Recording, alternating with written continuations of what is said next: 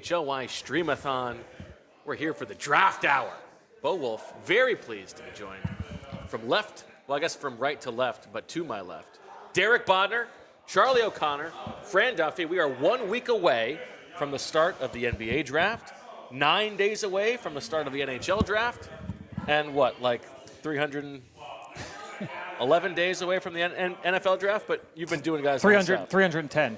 Something like that. Yeah. Love that. So we got these wonderful draft minds together, and we want to sort of, have you guys play off of each other and talk about some of the differences in the drafts that you cover, how you think about projecting, 19, 20, sometimes 25-year-olds into their future professions, all that good stuff. But in order to make it worth our while, we need you guys to hold up your end of the bargain. So, we're doing this to raise money for Big Brothers, Big Sisters. You can make those donations. And, if you make a donation, maybe you can get a question in that we can address as well. And make sure that you're evangelizing. We want to raise those subscription numbers. So do all that good stuff. Okay. I want to start with, your guys' draft origin stories. So DB, let's start with you. At what age did you fall into the draft rabbit hole? How did this all begin for you? We don't need to go with age because then people can reverse enginear how old I am now. Okay. We'll just say it's been so a little about while 15 back. years old, Sam Bowie's coming in. You're going him over Jordan. Yeah, sure. No, it started off with Draft Express. My previous career, I was a system and network engineer. So basically the way I used to describe that, I used to keep websites online. And I was a big fan of Draft Express, and they kept going down on draft night, and I reached out. I'm like, hey, I can help you out with this. This is what I do professionally. And eventually, Jonathan Gavoni, who's now at ESPN, gave me access to Synergy Sports, which is basically all video of every game everywhere, and their internal note-taking app. And I started reading how they scouted, how they took notes, and how they prepared. And I started just inputting on games that I watched, and I guess the notes that I was taking was good enough. Eventually, he asked me to start writing about it too. So that was sort of how I got started, not only covering the draft, but really sports in general. And were you, as a kid, always hooked on the draft as a big thing? Yeah, I would say so. It's always been, I think, both the most difficult part of sports and also the most important part of building a team. Right. So it was always, and just watching college basketball was always huge too. So it was a intersection of all of that. Okay. Charlie, how about you? What was the genesis of your love for the draft?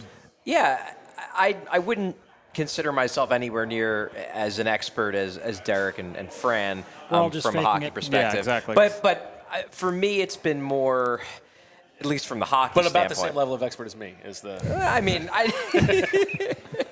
But from a hockey perspective, I think I took up the draft mostly because I wanted to be as good of a hockey writer as I could be, and most hockey writers in the local and even the national world didn't really focus much on the draft beyond let me do a few features on some guys that the team I cover might pick. So for me, it was more of there's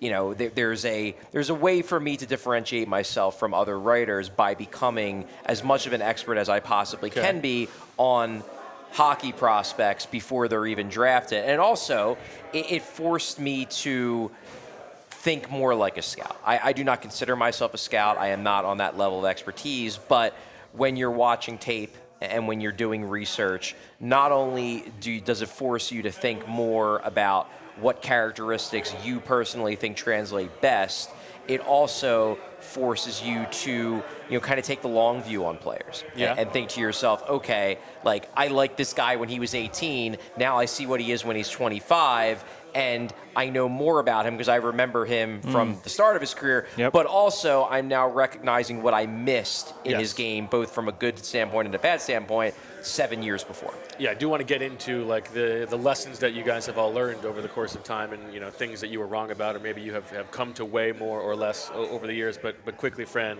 I sort of know your origin story, but let's give it to the listeners. Yeah, I mean, really, it goes back to I was 12 years old when the Donovan McNabb, Ricky Williams debate raged through Philadelphia, and that was honestly what introduced me into the draft and the dialogue around it, and just kind of took off from there. I started that was what got me first invested in it, and then as the Eagles obviously improved, started watching more and more, and the rest is history from there. All right, so who among you will raise your hand to make the case that your draft is the biggest crapshoot of the three? I'd guess we probably all feel that way. That's would what be I'm my curious guess. about. Yeah. I actually think that the NFL is probably the easiest of the three because of to me, like with international and with to me, like the levels, Okay. and you guys correct me if I'm wrong, just my feeling of it, from afar, is that when you have all these different leagues that you're pulling from, like talent deltas and like just like levels of play and rule, like to me, like that's got to make the projection harder, right? I don't know how it plays out in the NBA and NHL, but I do know that, like, generally speaking, the NFL draft is pretty efficient. Like, the curves of where the best players come from, it is heavily weighted towards the top of the draft. I imagine it's close to that with the other drafts, but you don't often, Giannis going 11th overall or whatever it was. Like 15th is actually worse than remember. Yeah, there you go. I think I might make the case that hockey is the biggest Yeah. crapshoot for a couple reasons. Number one, the youth of the players. Okay. Every single player. Not there are some redraft guys that were passed over once or twice that come back in at age 20, age 19, age 20. But for the most part, the vast majority of players taken are either 17 or 18 years old. Speaking my language. So we're talking very, very young guys.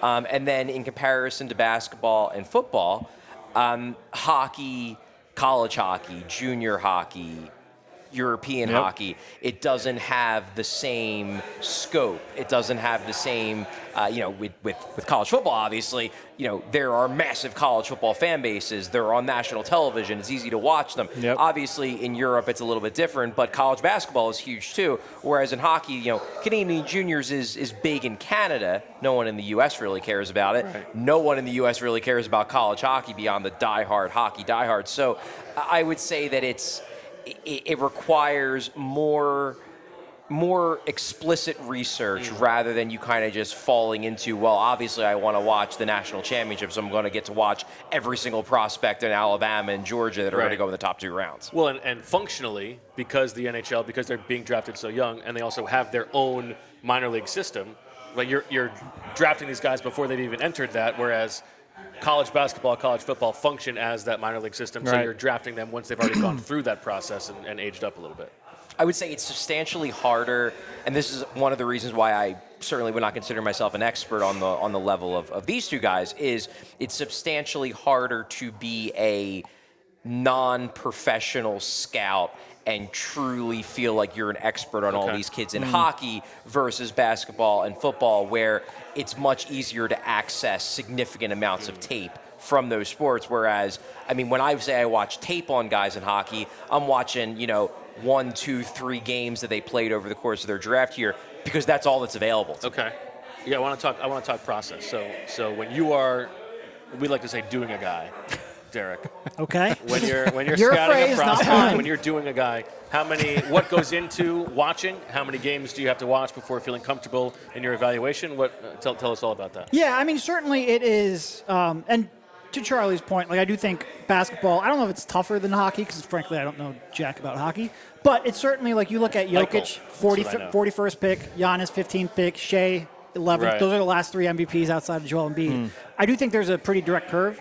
Like, top of the draft is easier. Sure. But it is, like, you miss big time on some of these guys. In terms of process, like, back in the day when I was what I would say was professional scout for Draft Express, any, like, first-round pick, I would watch at least 50% of their games. Probably closer to 75, especially if I thought they're going to be a lottery-type pick. Yeah. We do have a lot of tools at our disposal. Like Charlie was talking about, like he might only get like 3 games of tape. We have a program called Synergy back then. We have it now, where like it's legitimately I can pull up any ACB game and watch any Real Madrid game throughout the course of the year. And you can also filter, like, filter just show and- me all their catch and shoots. Yep. Like, You can That's filter cool. based on anything. You Yep. can also, like, it's, a 48-minute game you can watch in like 50 minutes because they strip everything out. So you can be really efficient in it, and that certainly helps. But, yeah, I would say at least half back when I was doing it semi-professionally. Okay, how about you, Frank? And how jealous are you of Synergy Sports? What's It's that? fantastic. How jealous are you? Yeah, I mean that sounds awesome for sure. For me, like I'll usually start a study on a player the year before, and Right. that could then lead. Like there are guys who I've watched for 3 years, but I think that I usually start in the summer. I'll watch like the guys I'm doing now. I've done like 3. I'll do like 3 or 4 games, in one sitting, and then maybe a couple cut-ups after that. So like all of the guys' pressures against Power Five opponents, or all of the throws on third down for a quarterback, things like that. But Yeah, at the end of the day, I'd like to. It changes by position, but in an ideal world, 6 to 8 full games, and then a handful of cut-ups after that. Okay, so all of that in mind, balancing your eyes, your own evaluation with what you might hear. Let's talk about, like, who do you talk to? What is your sourcing network like? How deep does that go, and what matters on what you hear about that? So who are you talking to, Derek? So, like, in terms of, like, what you value from what you hear, like, a lot of the off-court stuff you tend to value from what you hear because you just don't have direct access to it. Yep. And I do think we can then, I know this is probably one of your other questions, but we can then read into, you can get bad information that you read too much into and really get yourself down a bad rabbit hole.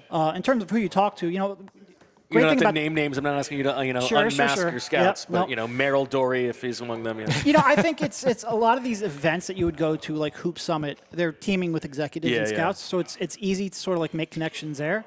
I think you probably talk to a good amount. I would say in terms of people you trust, it might be like 20, 30-ish. And I think I tend to lean, the more deeper I get into it, I lean less on, like, the high-level executives because they're normally full of you know what? Well, they've got another angle that they're... Sure, everything is transactional there. Yep. Yeah. And you start a little more deeper down the list of scouts and things of that sort. But it's also like you try to get closer to people who knew him in high school, especially for these top picks. Like I said, it is tough to gauge a lot of the off-court stuff because everyone either has an agenda or is giving you bad information, and you get very little that you get to watch on the court. So that's where you try to talk to people who played with them or played against them, things of that sort. How about you, Charlie? Yeah, I would say for me, I have pretty strong relationships with a lot of the public analysts. Okay. So people that I used to be colleagues with at the Athletic, people throughout the public sphere. And I talk a lot to them. Number one, because they're good people, and they have their ears to the ground. They're the ones that are going to junior hockey games, to college hockey games, even sometimes going over to Europe for international tournaments. So I get their feedback on kind of what they're hearing about these guys. I'll talk with people in the game sometimes, not so much scouts, but generally people who are around junior hockey, because they can give me details on watch this guy because even though he's he only scored 40 points in 60 games, it's because he was down the lineup and he's going to have a big breakout year next year. So you get those kinds of updates from people like that. Also, you get feedback on character, because one thing about hockey, and I don't know how this extrapolates to basketball or football, but it's a very small world, and gossip travels around really fast. And you don't necessarily hear the details, but you hear I heard something not great about that kid, so just keep that in mind. And those are the kinds of things that you're only going to hear if you're talking with people who are kind of in those gossip circles. But when there's only, a couple thousand people in the hockey world that are active, it's not that hard to find them. For you, Fran, go ahead. I was just going to say that's a great point, because a lot of times, when you're talking to a scout, you don't need to know, hey, VJ Edgecombe struggles with his left hand.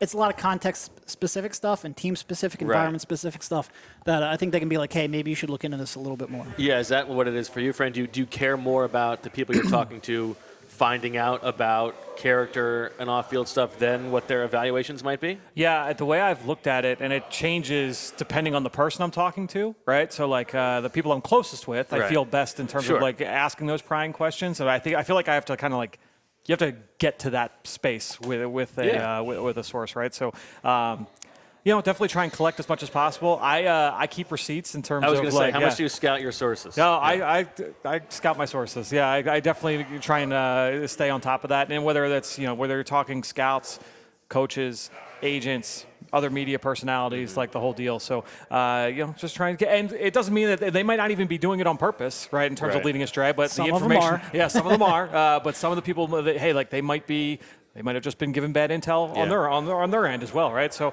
always trying to make sure I sift through that. Well, and it's also, it's hard because even if something is making the rounds in the rumor mill, it might not have been that big of a deal. It might be not even rising to the level of something worse that somebody else did that people don't know about, right? Yep. It's all incomplete information. So as you are, one thing that I feel like I have believed more late in life is that the off-field stuff, more like the commitment and the desire stuff, really does matter in terms of getting these guys to their ceiling, right? When I was younger, I would have been much more tantalized by like a guy with big tools, and like he'll get it out of him. When you are trying to figure that out, like how committed is this guy to getting to his ceiling? What do you guys use as, from what you're watching on film, like approximations for what that might be? Yeah, it's definitely case by case, because there are definitely, because I have thought to myself, especially it's this time of year, like during the depths of the off season, where I start asking myself those questions and kind of self-scouting my own process. And there are players where, like, we talked so much about, like Shamar Stewart, this pass rusher from Texas A&M, who didn't produce, and like there was like not bad character stuff out there, but it wasn't like all like, oh, like this guy's going to be great, he's going to be awesome. So you try and sift through it, and there are profiles like Stewart's in the past, where I'm like, okay, I see it. Like, I'm okay. I'm okay betting on this profile. But then there were others, like I wasn't in on Stewart, right? And so trying to like weed through, like, all right, has there something that's changed with me that has made me now go on this side of the ledger? Whereas 3 years ago, like I was all in on Jason Oweh out of Penn State, even though he had 1 sack in his final year, right? So it's tough though, and sometimes it is like an intangible thing that when you're watching, like there's just something about watching this guy's tape where I'm like, yeah, like, the athletic traits are there, the effort is there on film, and even though I haven't heard like glowing things off field, like there's enough where it makes me believe that he's going to hit his upside, and maybe that was just missing from the eval with other guys. Is that a big thing for your evaluations, Charlie? Is effort? I would say it varies. One thing about hockey, and it's just very much ingrained in the culture of the game, is that if you are not, it's not that everybody has to be high effort. Obviously, some guys are going to be the guys who are just getting in every battle, and they're working so hard all the time, and they get praised for it. But there is an element of, if you play a soft game, if you play a game where you're avoiding contact at all times, if you're always cheating for offense, you're going to naturally earn the ire of your teammates at every stop, because it's so ingrained in the game of hard working and lunch pail attitude. So you do keep an eye out for guys like that who maybe do play the type of game that might make it tougher for them to ingrain themselves in a National Hockey League locker room. And it may work for them. Like they may be able to rack up a lot of points, but they may always be, viewed with skepticism by their teammates, and that may mess with team chemistry in the future. So that's absolutely something you look for too.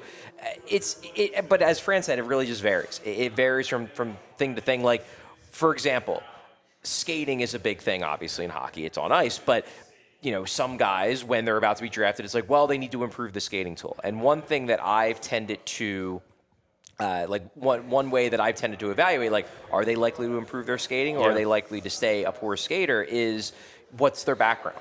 If they're from a background where, they are not necessarily from a very wealthy family, if they are not necessarily someone who has played hockey since the age of 6, I'm more likely to think that their skating issues are more driven by the fact that they haven't had the ability to work with skating coaches. They haven't had the ability to get all the ice time that kids who came from privileged backgrounds do. Whereas if you're like, for example, Flyers took a guy named Matthew Strome in the 4th round, probably like about 6 or 7 years ago at this point. It's a while. And super skilled. His skating was bad. And the idea was, well, if you could just improve his skating, he could be real good. Well, he was from a family where they had 2 NHLers that were his older brothers, and he never improved the skating. If you can't skate by now, what have you been doing? I'm sure his family probably had him working with so many skating coaches, and it never took. Whereas, like, compare that to, say, a Wayne Simmons, where, he didn't come from a super privileged background, and his skating got dramatically better post-draft because he didn't have the ability to have the ice time and the be able to work with the kind of coaches that richer, more privileged guys could have in their teen years. It's interesting, and that is a big difference between hockey and the other 2 sports here, where like the barrier to entry, just economically, is a big factor in the projection. What about for you, Derek? I guess on the off-court stuff, or on the effort stuff. But I'm also curious, like from what he was talking about with skating, are there basketball truisms of this is a thing that we do believe can improve, and this is a thing that probably can't? Yeah, I mean, it's tough because on the one hand, I think the off-court stuff is the most important thing. And it's one of the things when we look at, like, Donovan Mitchell went from averaging like 7 and 3 at Louisville to being an all-NBA player. Trying to predict that is almost impossibly tough. Sure. Mikal Bridges, not to kiss Devon's rear end, but like he went from averaging like 6 and 3 at Villanova to being a all-NBA caliber player with a huge contract. And the off-court stuff and the work habits is the number one driver of that. But I also feel like we react to really bad information a lot. And like, oh, he slumped his shoulders. Let me define his career based off of that. Right. And, it is, in terms of on-court, that is where, to Fran's point, like, you keep a scorecard of your sources, and whichever ones overreact or correct in that, you make sure you note that. But in terms of on-court, like, I feel like communication in the NBA is really big. And if somebody is really studying the scouting report and is really prepared, they tend to communicate well. And if somebody is just kind of standing in their own world, I worry about that a little bit. But it's also, I don't want to overreact. Like, I think almost, it's not that I don't want to pay attention to it, because I do think it's super important, but I'm really nervous about overreacting to it. Like I said, the on-court stuff I think is real tough. In terms of skills, I think ball handling is tough to improve upon substantially. To Charlie's point, like, it doesn't cost a lot of money to pick up basketball at a young age. If you can't dribble when you get to the NBA, I'm a little worried about that. And like body control, some athletic traits like that are tough to improve upon. We just had Sam Vecini on. He's mentioned, like, high hips, you can't change your physical profile, so stuff like that. But, for the most part, we've seen drastic improvements in almost every skill set in the NBA. So a lot of it's possible. It's just, are you going to be paying attention to the right things? Are you going to listen to your coaches? And are you going to put in the work? How about you, Fran? Does it matter position-wise? What are things that you do think can improve? What are things that can't? Yeah, I mean, definitely changes by position. Though, as Charlie was talking about the differences between guys that come from, highly experienced, privileged backgrounds and entrances into the sport. My head immediately went to Josh Allen, because Josh Allen, when he was young, all these quarterbacks now go to all these quarterback trainers, and he never did any of that stuff all the way up through high school. And so that was a good example where, if you had asked me pre-Josh Allen, accuracy is not going to improve. And Josh Allen was not an accurate passer at Wyoming. But, he started working with trainers, and then it was he was able to correct a lot of the issues that he had. And so, like Derek just said, I feel like there are examples of guys developing in a lot of key areas. To me, the raw physical tools and body type stuff is the stuff you can't teach, right? So a guy's not going to get too much faster. He's not going to get, too much bigger. You're not going to change the overall structure of a guy's body. Can he get more powerful in time? Can he get stronger? Yeah, there are plenty of guys that get stronger upon entering the NFL, but it's about trying to figure out, is this guy going to – that's where the off-field stuff comes in, because the upside can be sky high, but if you're not going to put the work in to get there, then that upside's useless. All right. Let's take a little break here to hear from some sponsors. Keep it going. Make sure that you are donating to Big Brothers Big Sisters. We're going to keep this bad boy going. Much more to come on the other side. All right, here we go. Let's talk about our friends at Glatt. Glatt, the Glatt Hair by Morgenstern Medical in Bala-Cynwyd. If you go there, you're getting the care from board-certified surgeons with over 30 years of experience. They follow strict U.S. safety standards and deliver results that actually last. Hair transplants are not just cosmetic, they're real surgery. And if you're considering flying overseas to save a buck, no. Think again. That's not worth your time. Here's the best part of going to Glatt. You can text them a photo of your hair right now, and their team will take a look and let you know what options make sense for you. No pressure, just expert insight. No having to reset your schedule for this first appointment. No. Send them the text, let them take a look, and then you figure out what to do from there. Skip the travel, skip the risk, get real care with a trusted local team. Text your photo or call 610-980-4000 or visit glatthairmm.com. That's Glatt Hair by Morgenstern Medical. Let's get that hairline back in the game. And summer's here, which means the kids are out and about, hanging with friends, maybe even picking up a summer job. It's a perfect time to set them up with something that teaches real-world money skills and gives them a little bit of freedom, the Greenlight debit card and money app. If you're a TrueMark Financial member, you can get a free Greenlight account for your kids or teens. It's a simple way for them to manage their own money, whether it's from a job, allowance, or birthday cash. They got their own debit card, can set saving goals, track spending, and learn how to budget, all while you stay in a loop from your phone. You're still in control, but they get to learn how money really works in everyday life. So before the summer rush kicks in, this is a great way to help your kids build smart money habits that'll stick with them long after the season's over. Head over to TrueMark.com/greenlight to get all the details and sign up today. Don't miss a chance to set your kids up for financial success. All right, Charlie, give me someone who stands out in your memory. Give me two. Give me one who was you nailed this, maybe a little bit outside of consensus, and somebody who maybe you were wrong about. Ooh, good question. A guy I nailed. Damn, this is tough. Well, one guy who I'll say that I definitely messed up on was in the 2017 draft. I really liked Cody Glass, who was taken 6th overall. This is the year when the Flyers took Nolan Patrick. Okay. I like Cody Glass a lot. I like the skill. I like the production. And what ultimately happened with him is he got taken 6th overall. Like, I don't get me wrong. It's not like I wanted the Flyers to take Cody Glass 2nd overall. Okay. But the way that draft ultimately played out, it was Nico Hischier went 1, Nolan Patrick went 2. Then you had Miro Heiskanen went 3, Cale Makar went 4, and Elias Pettersson went 5, and Cody Glass went 6.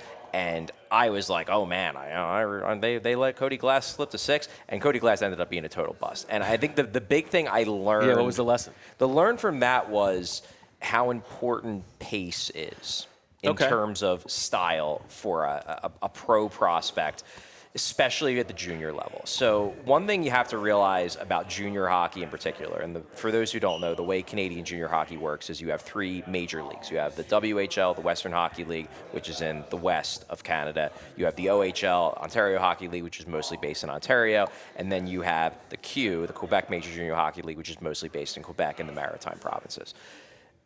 It's generally speaking a high-skill game. Guys put up ridiculous numbers. You're talking about guys who are putting up 100 points in 60 games. So crazy numbers, unless you're Connor McDavid in the NHL.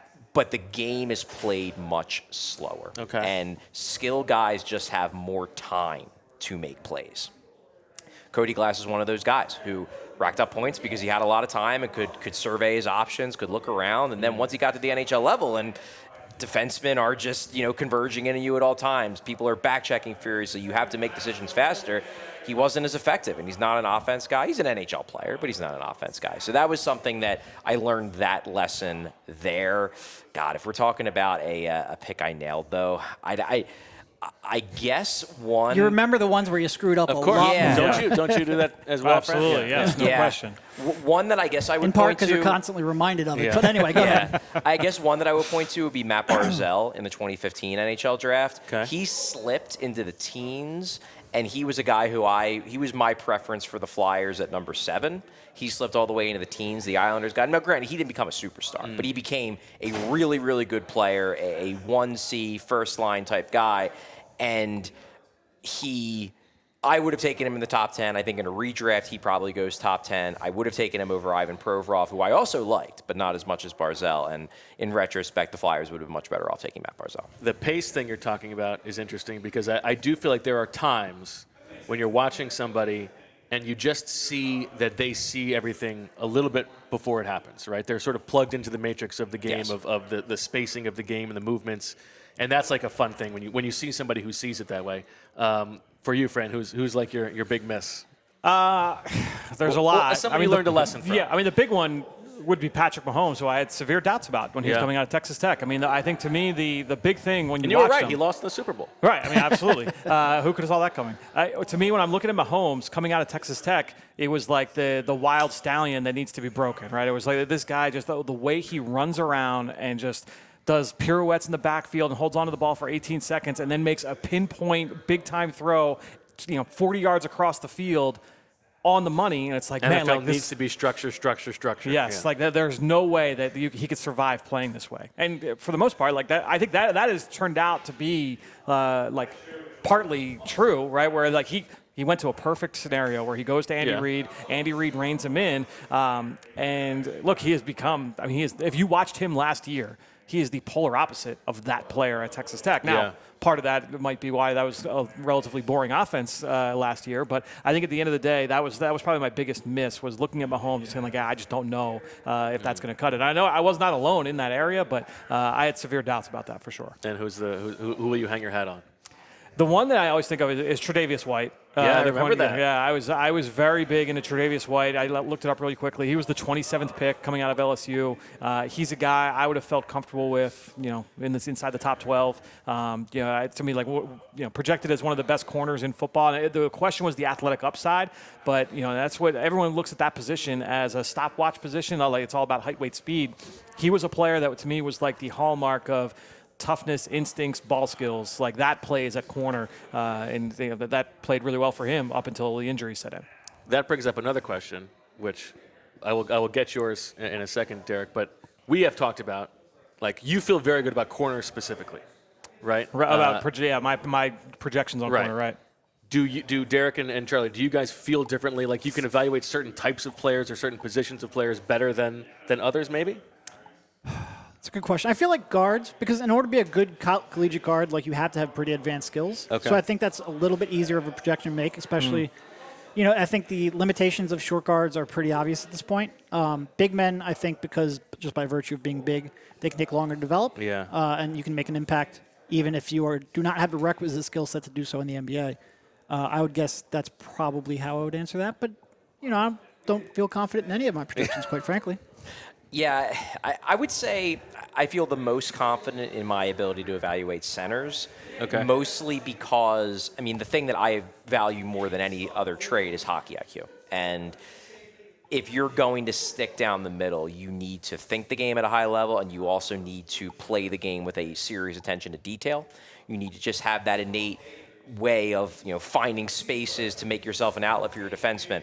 Like, I don't know how to evaluate goalies. I trust the goalie people. Right. Defensemen, it's a lot about tools, and it's a lot about Interesting. There are ways that you think the game as a defenseman that sometimes I can pick up. I don't necessarily pick up as regularly. And wings is mostly just about skill. Right. Whereas I feel like with center, like the things that I value in players, that tends to the guys I like tend to also be good down the middle because it just lines up. The skill sets that I appreciate tend to be the skill sets that make you be good at center.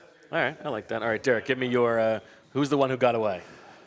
So I think whenever my mind comes to this, it's not like the people that I thought would be good who turned out to stink, because I feel like that happens a lot. It's always it's always the stars who end up coming back to bite you, and it's not like the Jokic, like 41st pick. Who cares? Sure, a lot of people miss on that. I think Jaylen Brown's the one that comes to mind. Okay. Because that 2016 draft was a disaster, and it was really bad, and he ended up turning into an All-NBA, max salary, $60 million a year kind of champion. And I think I didn't even have his him. basketball reference page is your homepage here. Sure. You're flagellating Well, I want to yourself. make sure. But I didn't even have him ranked in the top 10. Really? And it's like I had a lot of concerns. Like he couldn't dribble with his offhand. He shot 29% from three. He averaged like 3.5 turnovers per game. He was just really bad. And he was one of the ones where I think I really learned that you have to lean into context and research the context and buy into them as people. Because he was an exceptionally hard worker. He was in a really bad spot. Their spacing was terrible. And it just wasn't an environment where he was going to look at his best.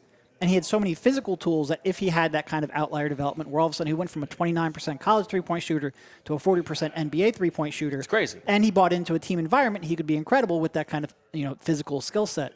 So he was definitely one where it's like, all right, really dive deep into the context, try to figure out why they're struggling. It's one thing to say that they are struggling. It's another thing to figure out why. And that's one where I think you really had to have good sources, and I just didn't lean in hard enough on that. And how about one where you can pat yourself on the back?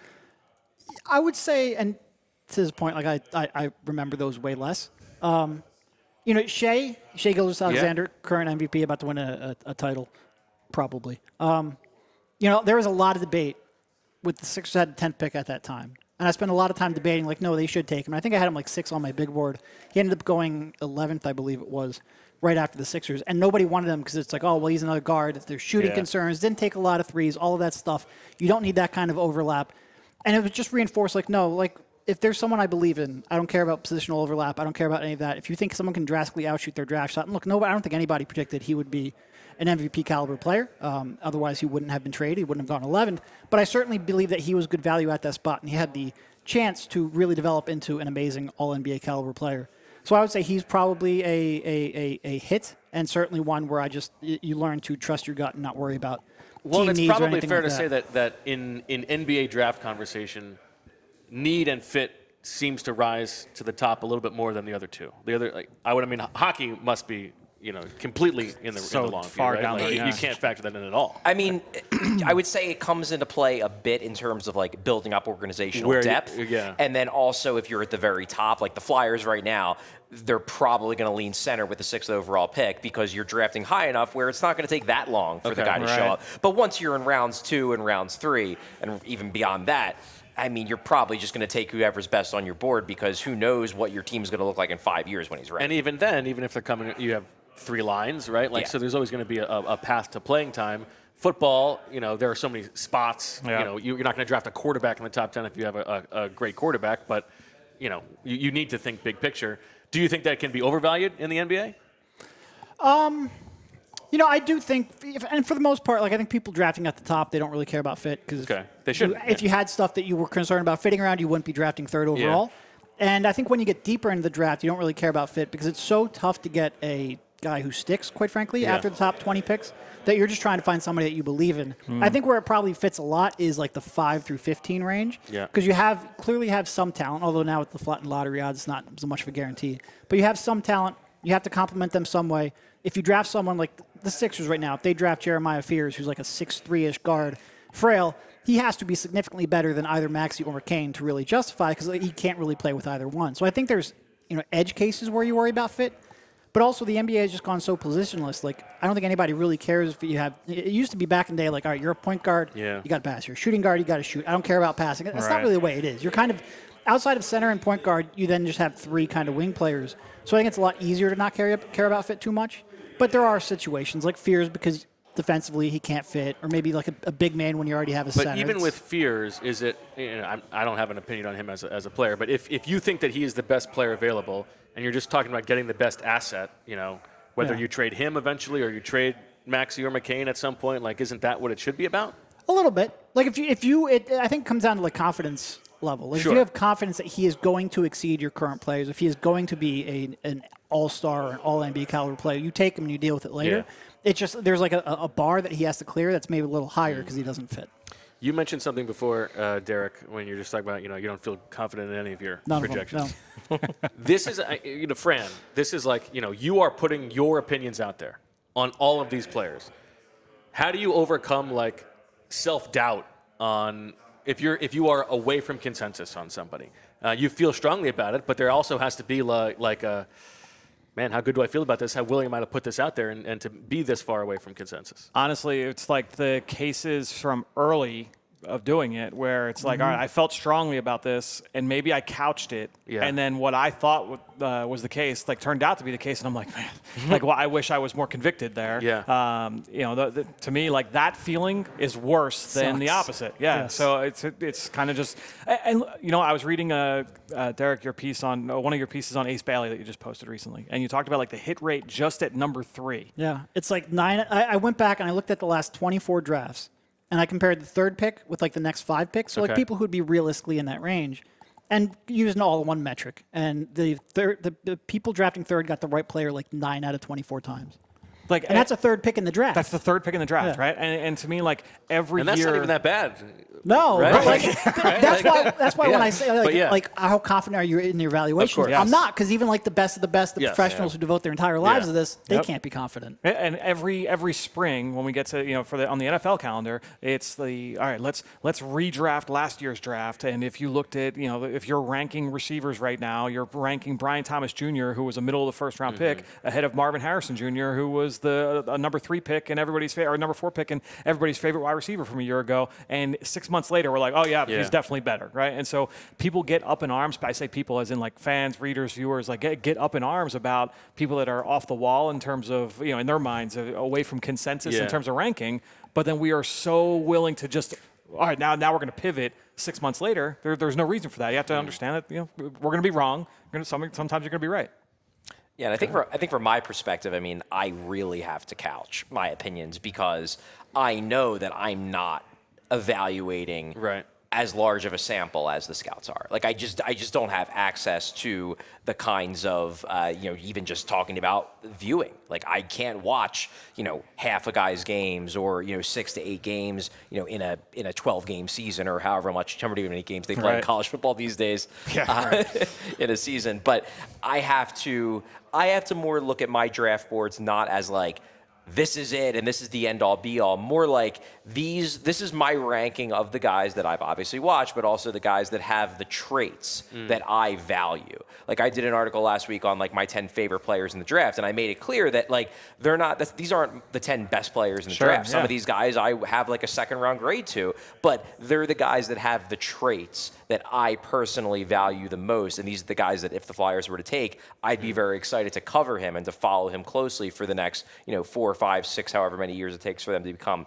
full-time NHL players or bust. But like, I just kind of keep an idea of like, this is what I like in a player. These are the traits I value. And naturally, these are the guys that are going to be higher on my board than they might be on another person's board. Doesn't necessarily mean my board is right. Doesn't mean my ranking is right. It's just that these are the types of players that I value, and therefore I'm going to rank them higher. You look like you were going to say something. Go ahead. Well, no, I'd like to avoid this conversation because it's painful.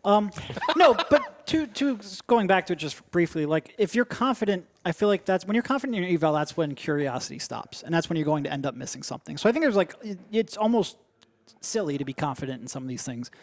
But in terms of like something with conviction, I remember back in 2014, the Okafor draft, and Porzingis I had ranked 3rd in like December, which was like 7 months before the draft. And I remember talking to both Gavoni and Schmitz, who's now a scouting director for the Blazers, and they both had him in like the 8 to 12 range. And I trusted their evaluation way more than my own, in part because they have, like, Gavoni specifically, who's now the head guy at ESPN, has incredible contacts in Europe. Yeah. And so I weighted his a little too more, and I dropped him down to 5th. And Porzingis never got back up to 3rd after that, even though I had him at 3rd before pretty much anyone else. And it really wasn't about anything I was seeing on the court or anything I heard from the people that I talked to. It's just like I'm clearly missing something. Right. And because of that, I had Okafor 3rd and Porzingis 4th, and I've regretted that ever since. And I remember I had written write-ups for Philly Mag at the time, and I had somebody email me, and he's like, Derek, I read your write-up You clearly like this guy on more. both Porzingis and Okafor. Why in the heck do you have him ranked 3rd? And it hurt my soul. Yeah. And it has hurt my soul to this day. But that means that he was reading. Well, true, but I would also like to be right every now and then. And I had conviction. I know I had conviction. I just wasn't, like, nobody else had him ahead, and I just Well, you say the thing hesitated. about conviction is where confidence is where curiosity stops. Yeah. I don't know that I necessarily agree with that in this context because you are just you are putting out there what is your opinion, right? Yeah. Now, I'm not saying you should stop doing the work and stop being curious, but it is to the Brian Thomas thing or whatever. Right. It is a reflection. Like people are reading you. They can find a consensus draft board. They want to know what your opinions are. Yep. Like it's a timestamp. You're not being held to. You shouldn't be held to being Correct, right yes. on every single Do thing. you not know how the internet works? Well, I mean, just don't go with those places. Right.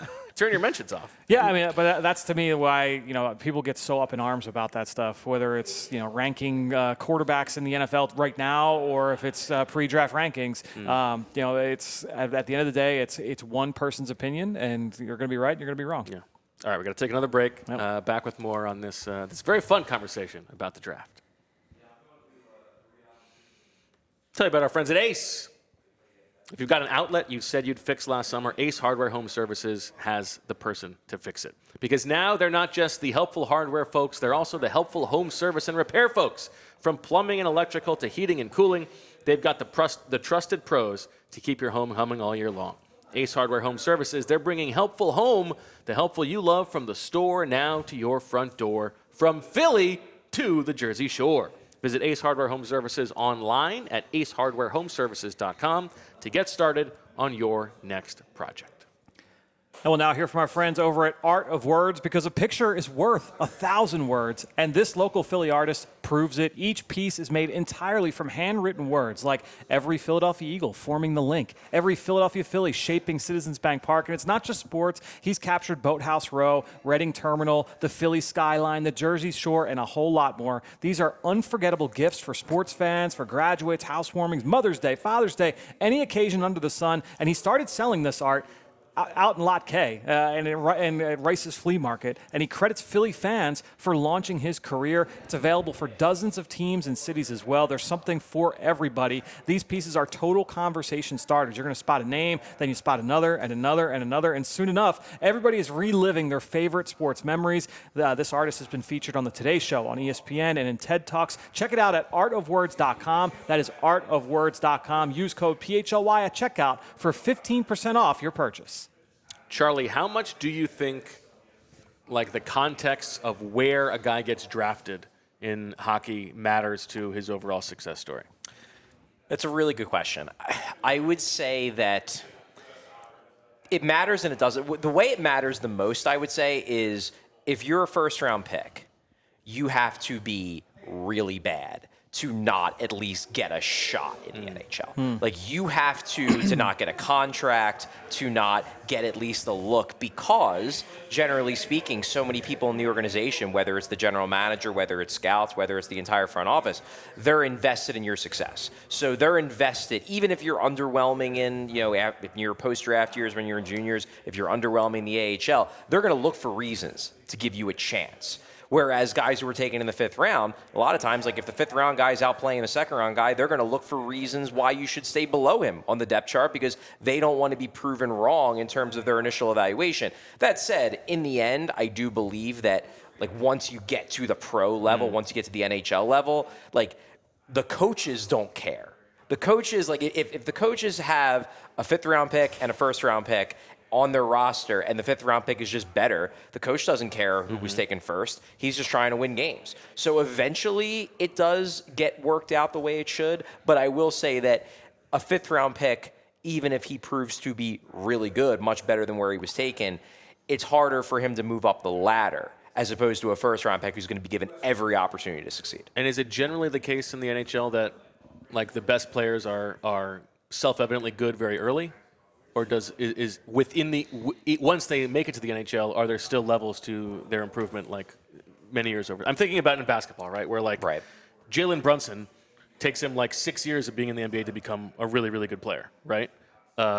Shea and Halliburton, however long it takes for them to ascend to superstar status. Whereas in the NFL, I feel like the best players within the first 2 years are already known as the best players in the league. It's rarer, I feel like, for that superstar leap to happen. What is it like in the NHL? I would say it's not as quick, but generally speaking, you can tell who's like the superstars. They're generally superstars off the bat. Yeah. They're generally superstars right off the bat. The stars, who are maybe the next tier down, you can tell right off the bat that they're going to be good. Then it just comes down to, like, how much better are they going to get. It's very rare, though, and it does happen. It's very rare where a guy comes into the NHL, looks like a bust, or looks like he's not going to be anything, and then 5-6 years later he develops into a stud. Like, one example of that is Tage Thompson, who, big, he had the profile of a guy that was going to take longer. He's 6'6". He was raw. He was a late 1st round pick who was drafted on sheer tools. He ends up getting traded from St. Louis to Buffalo because they basically just gave up on the guy. St. Louis had mostly developed him as a winger. Buffalo's like, after 1 year, they're thinking, we'll try you down the middle, and then suddenly becomes a 40-goal scorer as a first-line center. But that's a rarity. Those happen once in a while. Generally speaking, though, at the very least, you can see by years 1 and 2 that they're going to be good. What do you attribute that to in the NBA, Derek? I think situation matters, but I do think it's a little bit overblown. Like, in the NBA, players, for the most part set the culture. I think, Celtics coach in 2008 might want to take credit for it and put it on his resume, but it comes down to Ray Allen. It comes down to Kevin Garnett. We won't mention who that Celtics coach is because I don't need to say his name anymore. But I think for the most part, like, to what Charlie said, top draft picks are going to get a chance. Yeah. Like, you don't draft someone in the top 10 and bury him on the bench. What do you make the most of that opportunity? Do you have the kind of work ethic? You can be drafted at a great organization. If you're not willing to work at it, not much they can do for you. You can be drafted to a terrible organization. If you work your tail end off, you can improve. I do think we tend to, I don't say make too much out of the organization, but I think players set the culture more than people realize. I think that's well said. Do you think I characterized that right about the NFL, Fran? Yeah, I think that usually the guys that are going to be, especially the cream of the crop, usually at least get the flashes early. They usually don't come out and look completely lost. Now, there are exceptions to everything, but usually you start to get a sense pretty early on. Like, if we get to the end of year 3 and we haven't seen, like, the real flashes of a blue chip player, then he's probably never going to get there. We have talked about this, Fran, the changing nature of the NCAA and NIL. Charlie, I know that not all the best players come from college hockey, but has that changed the draft process at all? Well, it has. It's beginning to. It's going to change it a lot because the big adjustment that is happening, it's literally happening starting this year, is the way it used to be in the past is if you were going to Canadian juniors and you were a Canadian juniors player, you basically were stuck in Canadian juniors. And if you went to college, you were going the college route. What is happening now in the wake of NIL, in the wake of a court case that made this allowed, players that start in Canadian juniors now are allowed to go to college. Right. So what you're seeing is guys like, for example, Cole Reshney, who's one of my favorite prospects in this draft. He currently plays in the WHL. He's a Canadian juniors player. He committed to college for next season. So that is going to change the way, not necessarily the way that prospects are evaluated, but the way that, some teams want their guys in college. The problem with a guy going to college, like Reshney, when he goes to college, he won't be able to participate in training camp while he's in college because then, you're not allowed to sign a contract until you're done college. Some teams like to avoid drafting college guys because they're afraid that college guy is going to decide, I don't want to join that team, and then they'll lose them for nothing, like the Flyers risked with Cutter Gauthier. So it's so in the infancy stage because we don't know how this is going to impact decisions because it's in the process of happening. But it's a major change that juniors guys can jump to college after they get drafted, but before they're truly ingrained in an organization. It's going to open up a whole new can of worms on how teams want their guys to develop post-draft. In basketball, the best players are coming out after 1 year, so maybe it doesn't matter quite as much, but how do you think it changes the process? No, I think it matters. Look at this year's draft. You've got, Bailey and Harper went to Rutgers. Yeah. Rutgers is not a place that would typically attract that kind of a high-level prospect, and because of it, the rest of their team was pretty much a disaster. So you're sitting there, we talked about it with Jaylen Brown a little bit, where the environment that they're in can really amplify their weaknesses, and you're left wondering, well, what would Ace Bailey look like at Duke? And you don't really get that opportunity in large part because of NIL. And to Charles' point, I don't know if we really know how it's going to impact everything long term, but I think there's definitely a chance it makes your evaluation just a little murkier, for sure. I like it for college football and for the NFL. For the draft, it has limited the pool a little bit. We've seen the number of underclassmen go from 125 down to, it's cut in half this year. It was down in the 60s. So there's a little bit less talent coming into the league every year. But I think at the end of the day, you're getting more polished products. I think you're getting to see guys in different systems. It's interesting following the teams that are leaning into this a little bit more. The Rams, they've been drafting transfer players at a 60% clip, 70% clip the last 2 or 3 years. Whereas other teams still aren't. They're we're living in 2002. We're not drafting guys that transfer. That's a red flag. So I think it is interesting kind of following that. But at the end of that, I like it. This is also just in terms of all the super conferences and things.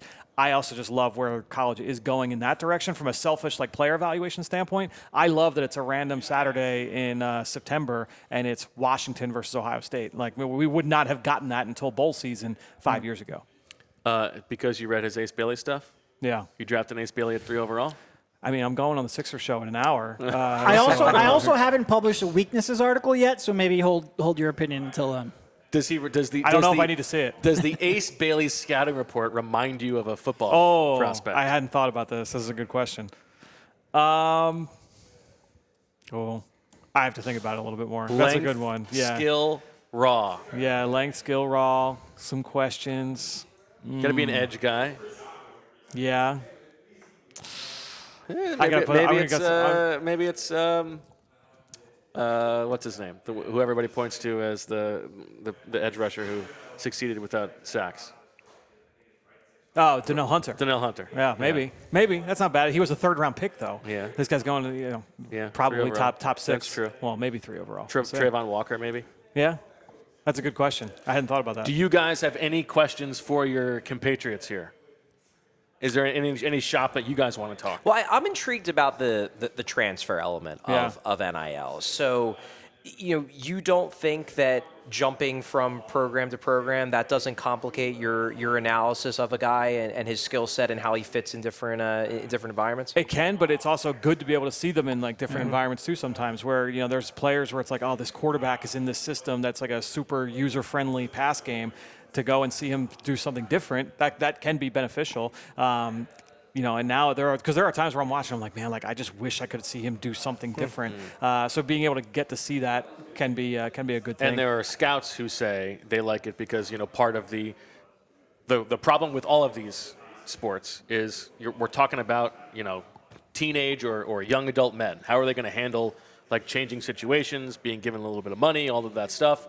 Well, from an NFL scout's perspective, you get to see a little bit of that, a little taste of that. Like, how do they handle changing programs and having a little bit more power? Are they still committed to the game? They get to see, a sense of that at least when they're scouting these guys. I also like too, like if a guy was at, let's say he was at Michigan and he was at Stanford, it's like, all right, well now maybe I know someone at Michigan, but I don't know somebody at Stanford. So now, like selfishly, it's like, I have a whole set of sources that I could pull from to be able to get the background info too. Do you think? Because the guy I'm thinking of here is Quinion, who could have jumped to a bigger program and didn't.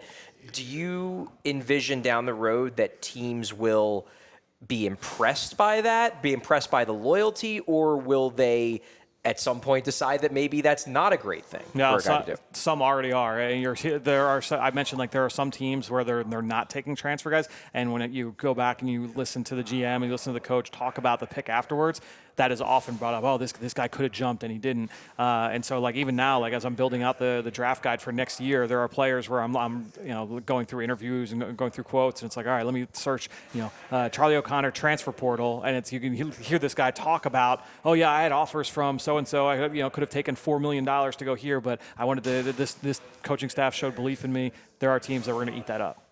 The way that you were sort of hinting at, you don't love being reminded of past mistakes or things like that, or the Twitterati or whatever, acting like they're experts on something. Sure. When you are watching the NFL draft, do you sort of slip into that yourself? Do you find yourself being like acting like an expert even though you haven't done the work? No, I think in part because I have a running log of all of my thoughts with basketball. I know if I spend this much time on basketball and I don't know what I'm talking about, why would I believe that I know what I'm talking about with the NFL draft? But you can see the on-ramp, right? Like, I do like an hour's worth of research for the NBA draft, and I feel like I know all I know. I'm like, and I have strong opinions. Like, sure. No, I mean, look, I get it. Like, we all want to express our opinions. Yeah. I do think being in this industry reminds me, like, I probably don't know the NFL draft as well as I think I do. How about you, Fran? No.